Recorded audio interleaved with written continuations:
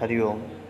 कक्षा 8 गणित, प्रश्नावली 6.3, सवाल नंबर 1। निम्न संख्याओं के वर्गमूल ज्ञात करने में इकाई के अंक पर क्या होने की संभावना है।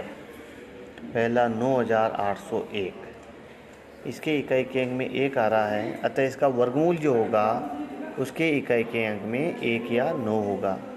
दूसरा 99,856, इसके इकाई के अंक में 6 आ रहा है, तो इसके वर्गमूल के इकाई के अंक में 4 या 6 होगा।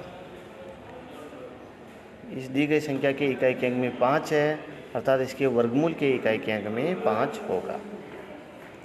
सवाल नंबर 2, बिना गणना किए वह संख्या बताओ जो पूर्ण वर्ग नहीं है।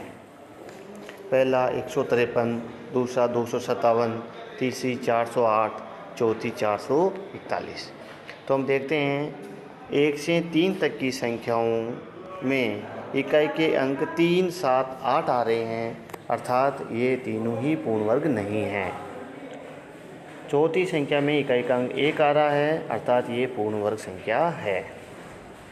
सवाल नंबर 3, बार बार घटाने की विधि से वर्गमूल ज्ञात कीजिए। पहला 100, दूसरा 169, ये 169 है, इसको आपको होमवर्क में करना है। पहला हम देख रहे हैं 100 में से हम क्रमशः प्रथम विषम संख्याओं को घटाते जाते हैं।